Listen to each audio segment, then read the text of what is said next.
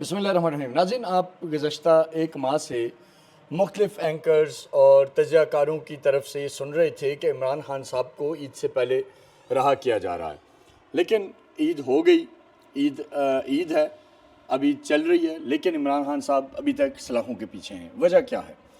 وجہ بڑی واضح ہے اور وہ میں آج آپ کو بڑا کلیئرلی ایکسپلین کرنے جا رہا ہوں، تاکہ آپ کو پتہ لگے کہ یہ عمران خان صاحب کو جیل کے اندر رکھنے والا سب سے بڑا فیکٹر کیا ہے، کون عمران خان کو سب سے زیادہ جیل میں رکھنا چاہتا ہے اور اس کے پیچھے ایجنڈا کیا ہے۔ یہ بہت اہم بات ہے جو شاید اس سے پہلے کبھی میں نے نہیں کی، لیکن آج میں آپ تمام لوگوں کے سامنے یہ بات کرنے جا رہا ہوں، اور آپ تمام دیکھنے والوں سے یہ ریکویسٹ کروں گا کہ اس ویڈیو کو زیادہ سے زیادہ شیئر کریں، کیونکہ یہ وہ حقائق ہیں جو پی ٹی آئی کے لوگوں کو سمجھنا بھی بڑا ضروری ہے۔ یہ وہ حقائق ہیں جو ہر اس پاکستانی کو سمجھنا بہت ضروری ہے۔ دو وجوہات ہیں، سٹارٹ لیتے ہیں۔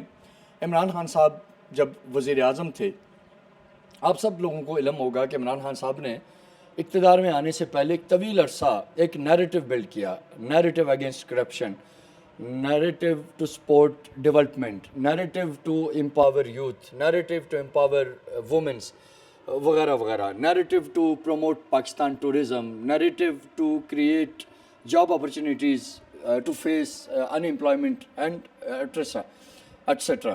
اب یہ ساری جو عمران خان صاحب کی ایک فہرست تھی، ایک ویژن تھا، ایک سوچ تھی جس کو انہوں نے امپلیمنٹ کرنا تھا، اور اس کی راہ میں رکاوٹیں آنا شروع ہو گئیں۔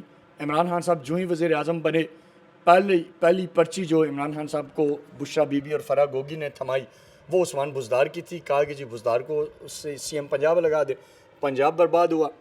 وفاق کے اندر ایسے کرپٹ وزراء ساتھ رکھے گئے جنہوں نے تباہی پھیر دی، اور آپ لوگوں کو یاد ہوگا کہ 4 سالوں کے اندر عمران خان صاحب کی حکومت سے لوگ اس قدر تنگ آ گئے تھے کہ جوتے مارنے کو تیار تھے۔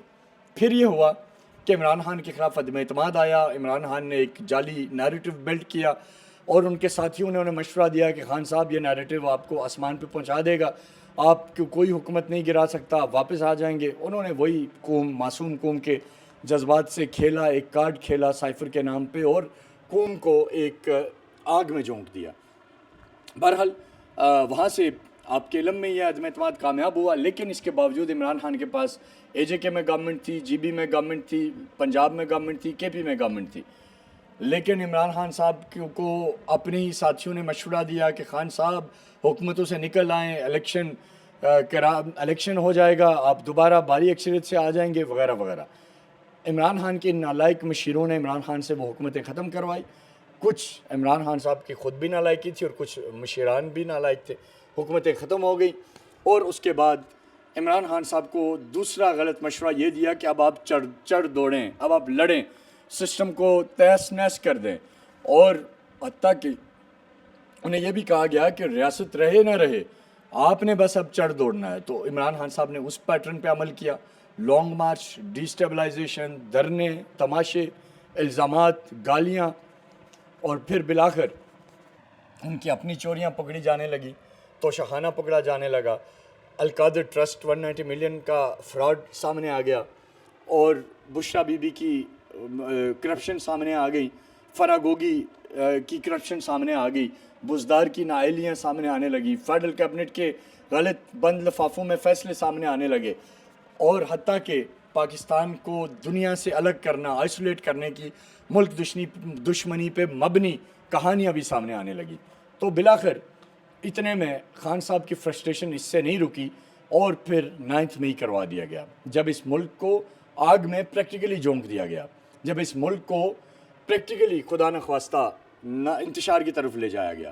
اس سے پہلے پاکستان کے ایک عظیم صحافی اشرف شریف کو شہید کروا دیا گیا، ایک کنسپائریسی کریٹ کی گئی، اس لاش کو استعمال کر کے لاکھوں لوگ سڑکوں پہ نکالنے کا ارادہ بنایا گیا، پاکستان کو میرے منہ میں خاک توڑنے کی کوشش کی گئی۔ لیکن بہرحال آگے چلتے ہیں، کیونکہ وقت ویلاگ کا کم ہے تو میں چاہتا ہوں کہ پوری بات آپ کے علم میں آ جائے۔ پھر یہ ہوا میرے دیکھنے والے معزز ناظرین کہ بات آگے بڑھتی گئی، تو ایک ڈیجیٹل طوفان بدتمیزی کا ایک نیٹ ورک کھڑا کر دیا گیا، جس کے لیے خیبر پختونخوا حکومت سے اس وقت کروڑوں اربوں روپے نکالے گئے، اس پہ جھونکے گئے، پیسہ دیا گیا، ایک گالم گلوچ بریگیڈ کھڑی کر دی گئی، जबरान इलियास और इस तर्ज के लोगों को उसकी सरबराही दे दी गई। बुशरा बीबी की कमांड थी, उसने पूरी दुनिया में पाकिस्तान की इमेज ख़राब करने की कोशिश की, पाकिस्तान के खिलाफ झूठ बोला, प्रोपेगेंडा किया। और अब मैं अपनी आखिरी बात ये रखवाता हूँ कि ईद तो है, ईद तो चल रही है, इमरान खान जेल में है। वजह क्या है? वजह यह है कि एक तो ये क्राइम की लिस्ट है, दूसरी तरफ इमरान खान की पार्टी के अंदर बैठे कई लोग ये नहीं चाहते कि इमरान खान बाहर आए, उनकी रोज़ी रोटी लगी हुई है। सलमान अकरम की अरबों रुपए की फ़ीसें लगी हुई हैं, दूसरे वकला की अरबों रुपए की फ़ीसें लगी हुई हैं। बाहर जो बैठे हैं वो चंदाखोरी के अंदर मुलव्वस हैं, यूट्यूबर्स जो हैं वो डॉलर्स कमा रहे हैं। वो सब के सब ये चाहते हैं कि खान को हर उस गलत काम के अंदर धकेल दो जिधर सिर्फ अंधेरा हो, जिधर सिर्फ अंधेर नगरी हो, जिधर सिर्फ जेल की काल कोठरी हो। कोई दूसरा रास्ता इमरान खान के लिए उनके अपने लोग वो सुरंगें बिछा रहे हैं कि कोई दूसरा रास्ता उनके लिए नहीं छोड़ रहे। अगर आप ये जानना चाहते हैं कि इमरान खान को जेल से निकलने में सबसे बड़ी रुकावट क्या है, और अगर आपको ये लगता है कि वो पाकिस्तान की मिलिट्री एस्टेब्लिशमेंट है, तो आप गलत हैं। अगर आपको ये लगता है कि वो नवाज शरीफ है, आप गलत हैं। अगर आपको लगता है शहबाज शरीफ है, आप गलत हैं। अगर आप जानना चाहते हैं तो पीटीआई के सर्कल के अंदर बैठे वो लोग हैं जो इमरान खान को नहीं निकलना देना चाहते। उसकी वजह यह है कि उनके स्टेक्स दाव पे लगे हुए हैं। किसी का नैरेटिव बिकना बंद हो जाएगा, किसी का मंजन बंद हो जाएगा, किसी के डॉलर्स बंद हो जाएंगे, किसी की बाहर जो उसको फैसिलिटेशन मिल रही है वो बंद हो जाएगी, किसी को जमाइमा गोल्डस्मिथ नेटवर्क की तरफ से पैसे आना बंद हो जाएंगे। तो इस सारी वजह से ये सब के सब कंस्पायरेसीज़ के अंदर हैं। कुछ इमरान खान की अपनी गलतियां हैं, कुछ उसके मशीरों की गलतियां हैं जिन्होंने उसे आसमान पे पहुंचाया और धड़म से ज़मीन पे गिराया, जिन्होंने उसे गलत मशवरे दिए कि इमरान खान तुम्हें कोई कुछ नहीं कर सकता, तुम इतने बड़े पॉपुलर लीडर हो कि तुम्हारा कोई कुछ नहीं बिगाड़ सकता। तो मैं आखिर में पीटीआई के लोगों को जो हमदर्द हैं, इमरान खान साहब को, इवन जो इस वक्त जेल में है, आपको ये एक मशवरा दूंगा, मुफ्त का मशवरा दूंगा, जो पीटीआई वाले आपको नहीं, पैसे लेके आपके वकील आपको नहीं देते। आप सबसे पहला काम ये करें कि 9 मई की जो कंस्पायरेसी है उसका एतराफ़ करते हुए उस पर माफ़ी मांग लें। कौम आपको माफ़ कर देगी। जब कौम आपको माफ़ कर देगी तो फिर ऐन मुमकिन है कि रियासत के वो इदारे जिनके ऊपर मुल्क का लॉ एंड ऑर्डर मेंटेन करना ज़िम्मेदारी है, ऐन मुमकिन है कि उनके दिल भी पिघल जाएँ जब आप माफ़ी मांग लेंगे और आप कहेंगे कि जी मैं दोबारा ये नहीं करूँगा। उसके बाद जो आपने तोशाखाना में चोरी की, जो आपने 190 मिलियन कादर ट्रस्ट का आपका केस है, उनके हक़ाइक़ अवाम के सामने ले आए, माने बता दें कि मैं भी दूसरों की तरह करप्ट हो गया था, मैं भी अवान की रादारियों में जाके बुशरा बीबी के हाथों यरमाल बन गया था, मुझसे उसने वो काम करवा लिए जो मैं नहीं करना चाहता था, बता दें।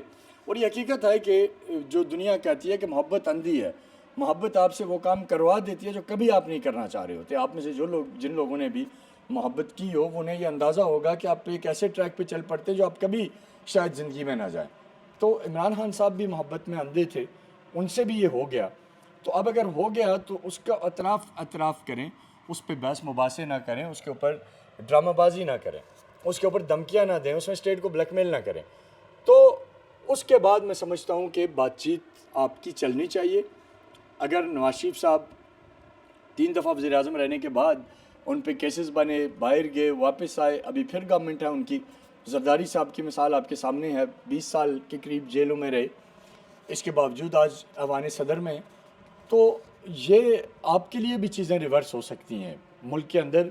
मेरा नहीं ख्याल कि ऐसा है कि कोई फ़ैसले हो चुके होते हैं कि जी बस ये करना और ये नहीं करना, सब हो सकता है। लेकिन डिपेंड करता है कि क्या आप सीधे रास्ते से करना चाहते हैं या आप ब्लैकमेलिंग से करना चाहते हैं। तो अगर आप ब्लैकमेलिंग से करना चाहते हैं तो मुझे ये लग रहा है कि ये मौजूदा जो लीडरशिप है ये ब्लैकमेल नहीं हो रही, वो आपने करके देख लिया। अब आप एतराफ़ करें, एतराफ़ की तरफ आएँ, सच बोलें। हो सकता है कि आपकी अगली ईद जेल में ना हो, आप बाहर हों। बहरहाल अपना बहुत सारा ख्याल रखिएगा। पाक फौज जिंदाबाद, पाकिस्तान पाइंदाबाद।